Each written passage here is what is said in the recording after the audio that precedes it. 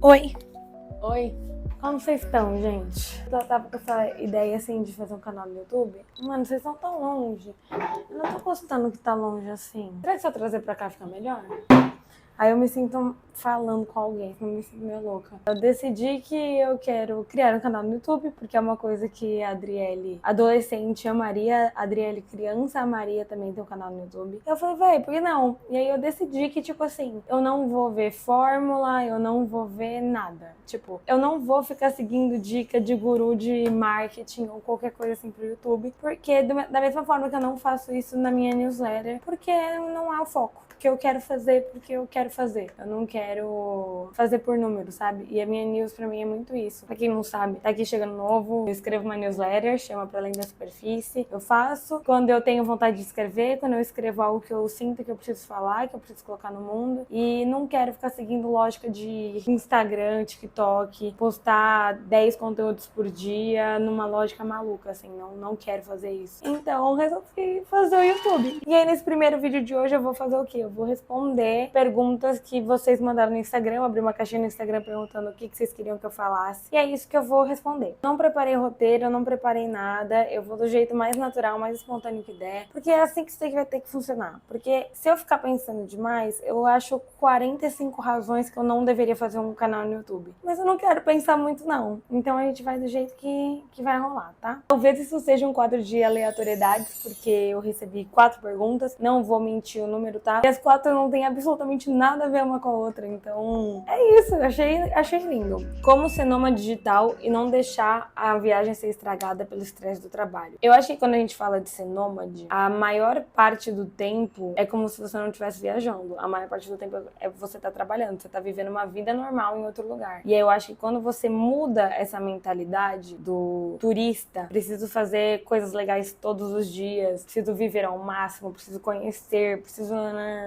pra mentalidade do calma, eu tô vivendo uma vida normal, eu tô trabalhando aqui todo dia de tal a tal hora, eu só posso fazer o que eu posso fazer fora desse horário, eu acho que muda um pouco. Eu acho que o estresse vem de você querer fazer tudo ao mesmo tempo, de você ter que trabalhar muito e colocar pressão em si mesmo, de ter que conhecer todos os lugares e fazer todos os passeios turísticos, sabe? Conhecer tudo e aproveitar a cidade, não ter nenhum dia de descanso, porque você não pode ficar sentado vendo Netflix, porque como que você vai fazer isso, já que você tá em tal país, em tal lugar? Você vai se jogando muito peso, assim. Quando você começa primeiro a viajar mais devagar, de você falar, tá, eu vou ficar nesse lugar aqui 2 meses, ou 1 mês, no mínimo. Você começa a levar o seu dia a dia mais no, tá, o que eu consigo fazer hoje? Eu vou trabalhar das 9 às 6? O que eu consigo colocar na minha rotina aqui que vai ser legal e que vai ser diferente, que eu posso conhecer? Então, por exemplo, em Itacaré, eu fazia capoeira, eu fazia altinha. Eu coloquei uma rotina de exercícios, que era algo que eu já queria fazer em qualquer lugar, mas estando naquele lugar, sabe? Tipo, eu tava na Bahia, então eu vou tentar fazer capoeira, porque vai ser legal,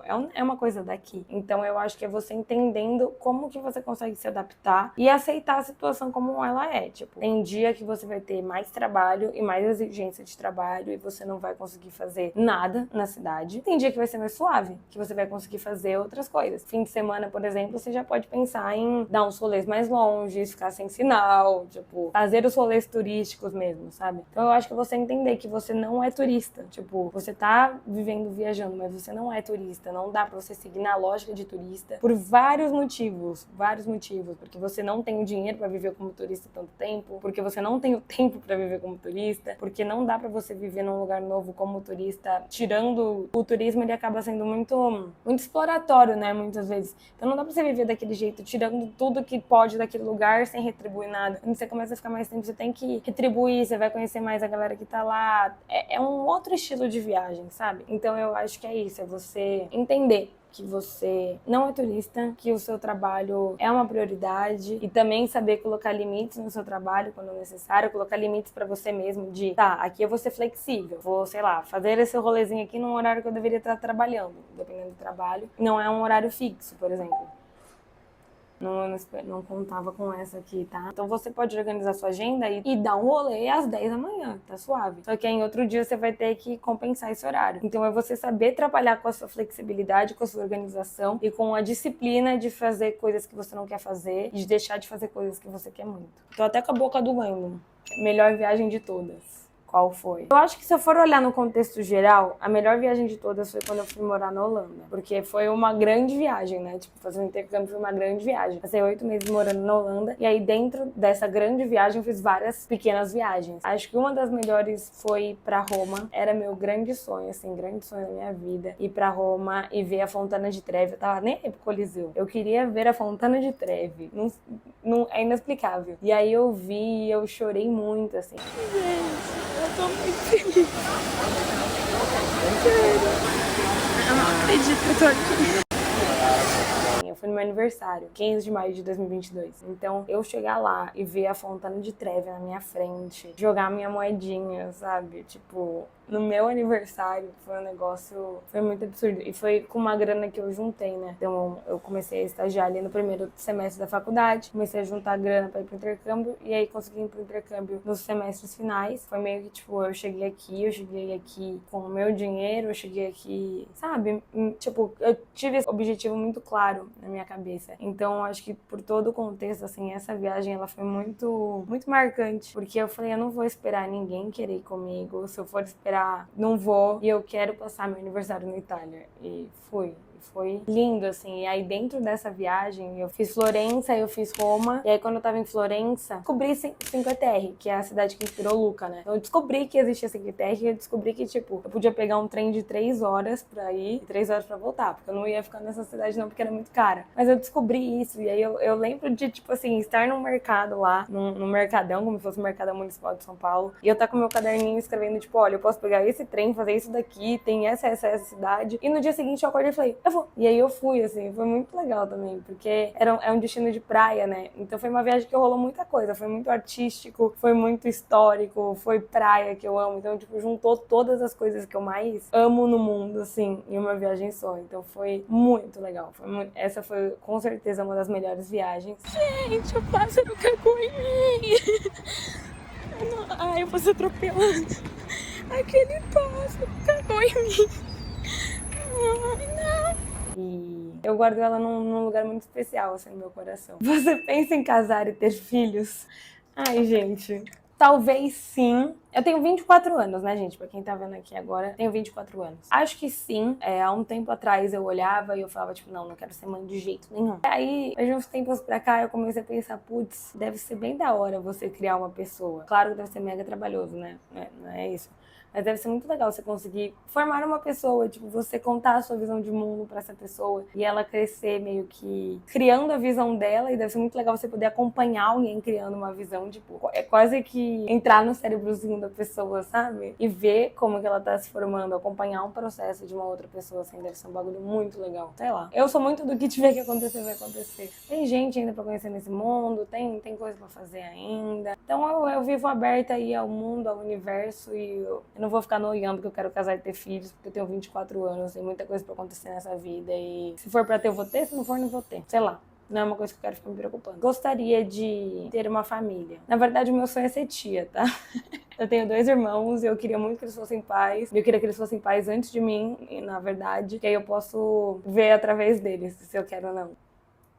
Você sente que está seguindo seu coração quando viaja? Eu achei essa muito fofa. Eu acho que sim, mas, por exemplo, nesse momento eu tô seguindo meu coração e não viajando. Eu acho que seguir seu coração é você estar aberto para ouvir o que você quer de verdade e não o que você acha que você tem que querer, sabe? Eu acho que a gente tem uma visão muito idealizada do que a gente tem que querer, do que é o nosso sucesso, de qual decisão a sua versão do futuro tomaria. E eu acho que ouvir o seu coração de verdade é você parar no momento que você tá, você olhar pra dentro e falar o que eu quero agora, independente de qualquer coisa, sabe? O que tá me incomodando, por que isso tá me incomodando e o que eu vou fazer por isso, então. Então eu acho que sim, quando eu saí pra ir pra Salvador, em maio especialmente, eu ouvi meu coração. Foi um negócio de tipo, tava com o Salvador me chamando há muito tempo. Quando eu voltei no intercâmbio em 2022, eu falei, eu quero ir pra Bahia, eu quero ir pra Salvador, e não sabia por quê. E aí não era o momento, assim, tipo, tava acabando a faculdade, tava fazendo TCC, consegui um trampo que eu tinha que presenciar uma vez por semana, tal. Aí eu fui pra maio, mesmo com esse trampo. E aí, ouvi, sabe? Ouvi. Eu falei, vou dar um jeito, dei um jeito e fui. E aí voltei pra casa, contrariando o meu coração, porque eu não queria voltar. Mas a vida acontece e a vida tem suas demandas, né, também. Além do que a gente quer pra gente, tem coisa que não tem como fugir. E aí eu voltei pra casa. Mas essa atitude, assim, essa compra da passagem pra Salvador, a primeira, foi uma coisa que eu comecei a pensar muito. E aí, em janeiro de 2024, eu comprei a passagem. E falei, agora eu comprei a passagem, agora vai o resto. E aí, quando chegou em maio, eu já não tava mais sentindo esse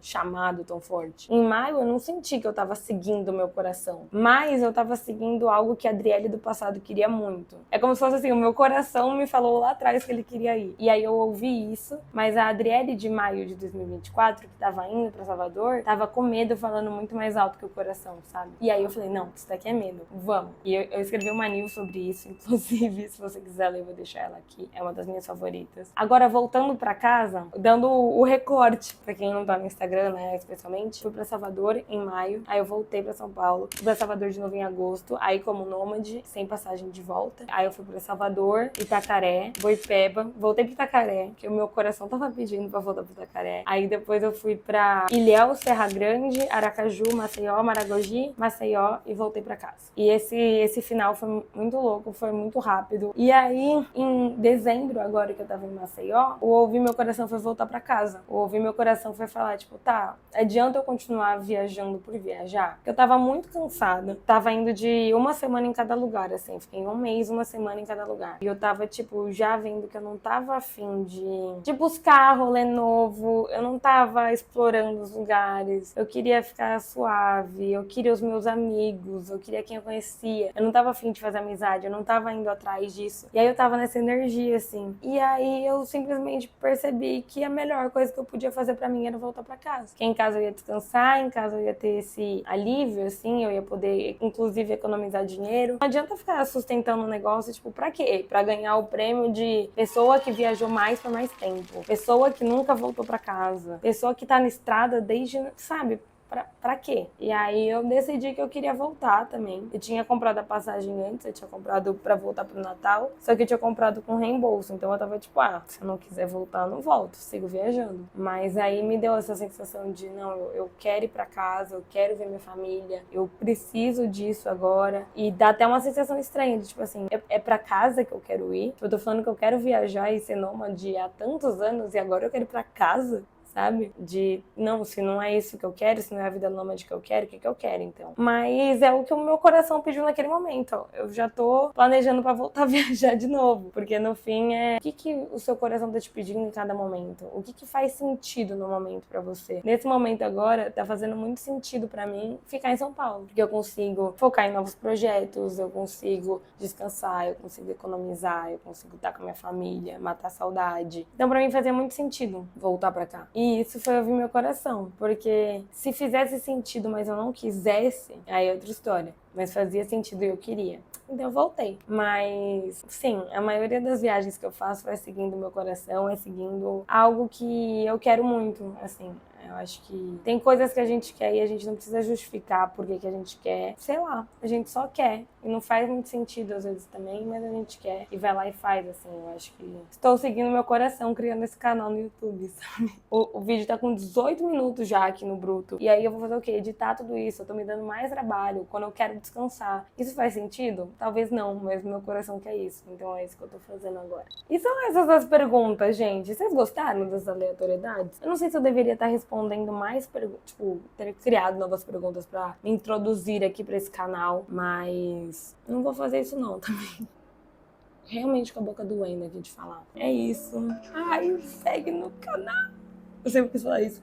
Ativa o sininho, segue o canal e comenta aí outra pergunta que você tem pra mim pra eu responder no próximo vídeo. Ou não também, tá tudo bem se você não quiser. Mas se você quiser, eu vou ficar muito feliz. Sejam muito, muito, muito bem-vindos. E é isso. Um beijo!